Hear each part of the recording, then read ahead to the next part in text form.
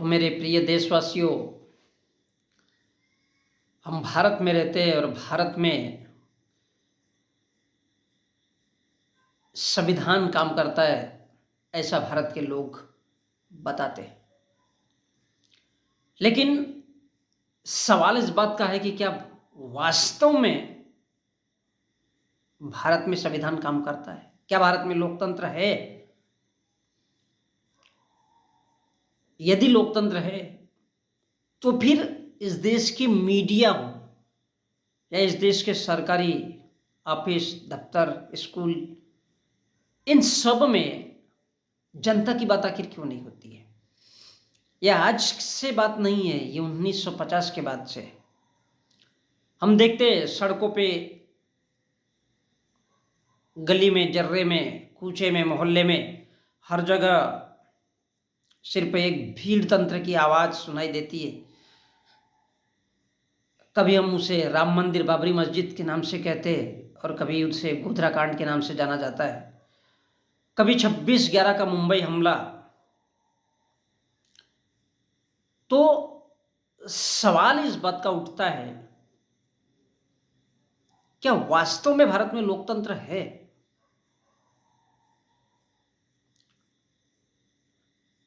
कानून राजनीति के शरीर व दवाइयां है। देखिए, मैं लोकतंत्र की बात कर रहा हूं। कानून राजनीति के शरीर व दवाइयां है, और जब शरीर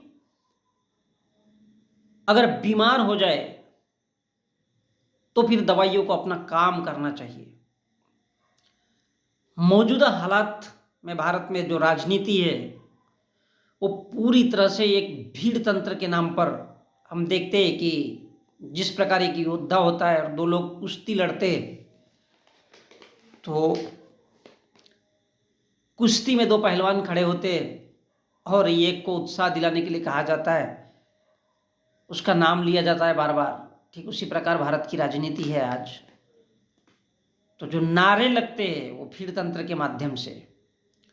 अब सवाल यहाँ पर उठता है कि क्या वास्तव में भारत में लोकतंत्र है? जनता ने चुनकर दिया है, एक निरपेक्ष प्रधानमंत्री के रूप में तैयार हुआ है। ये कौन सी जनता है? ये कौन से लोग हैं?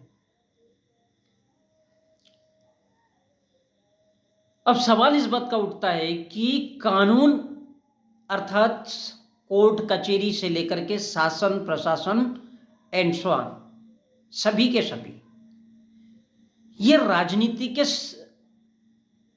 शरीर है और उसमें डाली जाने वाली दवाइयाँ। जब शरीर बीमार होता है तो फिर उन दवाइयों को इंसान को लेना चाहिए, तभी वो काम करता है। अर्थात भारत की राजनीति, भले ही कोई कहे कि 15 लाख रुपए आएंगे, कोई कहे कि 15 करोड़ आएंगे, इससे कोई लेना देना नहीं है।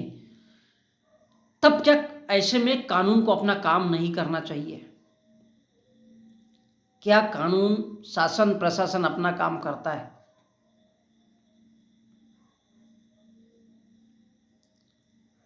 सोचने लायक बात है।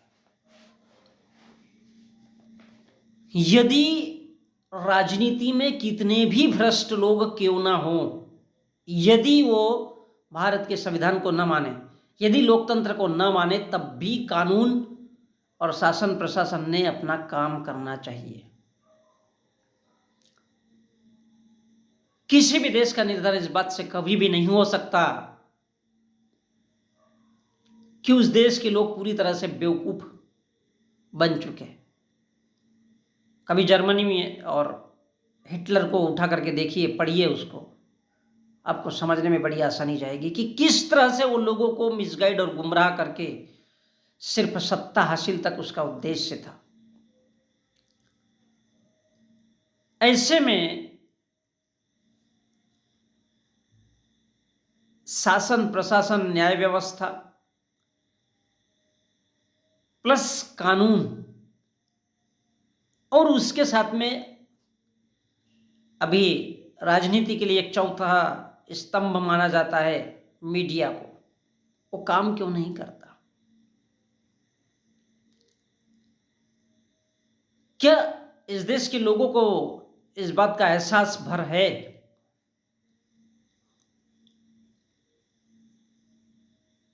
कि वो लोग किसी भी सूरत में जिंदा है?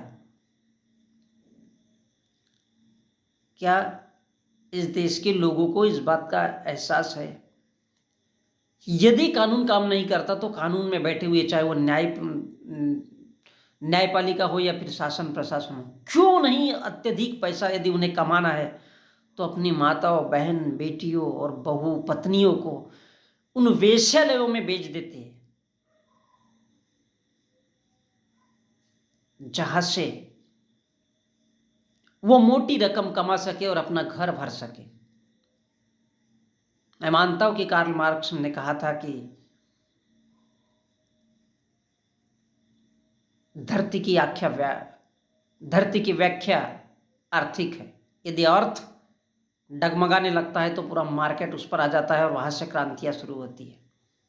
जी नहीं, भारत में तो लोकतंत्र है, यहां पर शासन भी है, प्रशासन भी है और न्याय व्यवस्था भी है।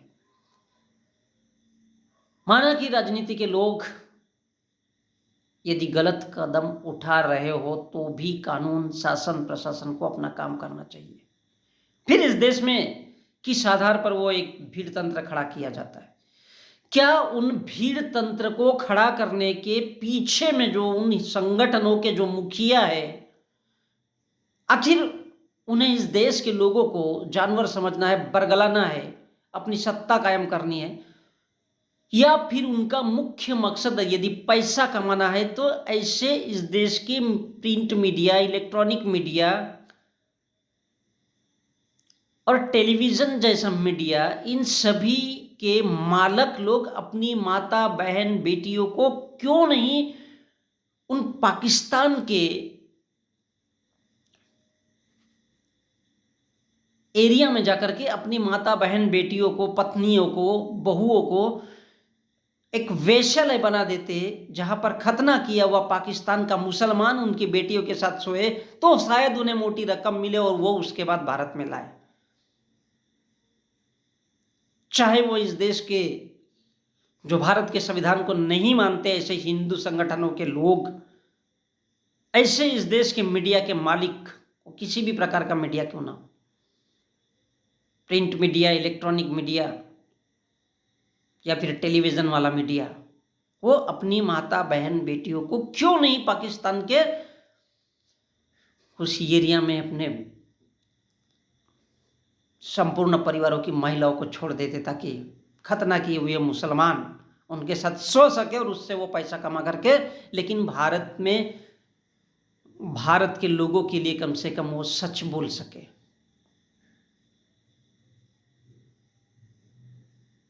क्यों नहीं ऐसा होता?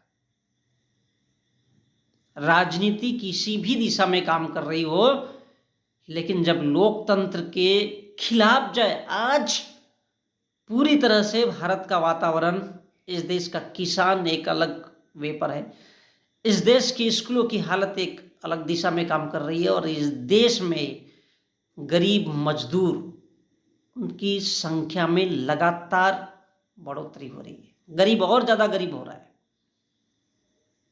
लेकिन उसके सुधार के लिए कोई भी प्रयास नहीं किए जा रहे। स्कूलों की हालत खस्ता है, क्यों? आखिर राजनीतिक लोगों के द्वारा ध्यान नहीं दिया जाता, और यदि राजनीतिक लोगों के द्वारा ध्यान नहीं दिया जाता तो उसके जो शरीर है और अंग है, कानून,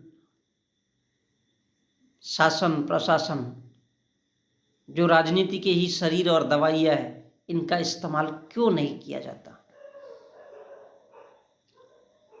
क्या पैसा कमाना सभी के सभी लोगों का उद्देश्य है? तो फिर किस अर्थ में लोकतंत्र काम करेगा?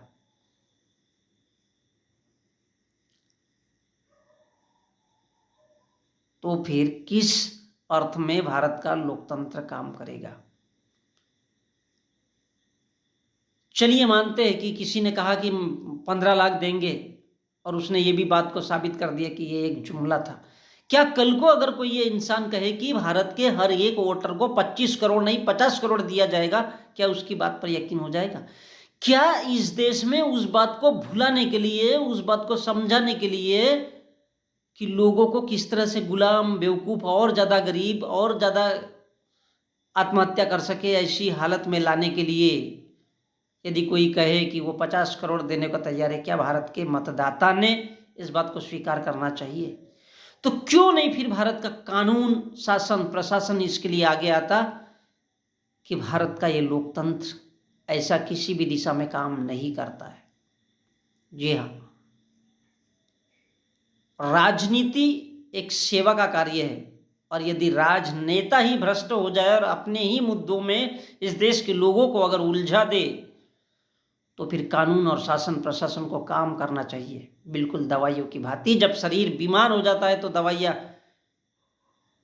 लाई जाती है, उसी प्रकार कानून, शासन, प्रशासन, कोर्ट कचहरी और चौथा स्तंभ कहने वाले मीडिया को उस दिशा में खड़ा होना चाहिए।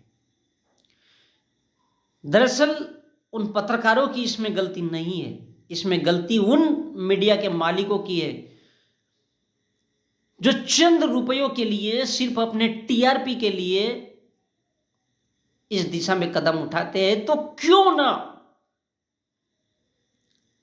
इन सभी शासन, प्रशासन और मीडिया में बैठे हुए जो मालिक है, जो बड़े अधिकारी है शासन प्रशासन में और कानून में, वो सारे अपनी बेटी, बहन, बहू, माता, पत्नी, इन सबको क्यों ना पाकिस्तान में ले जा करके वेश्यालयों में बेच करके आए और वहां से वो मोटी रकम कमाए, लेकिन कम से कम भारत के संविधान को इस देश के लोगों तक पहुंचाना उनका काम है।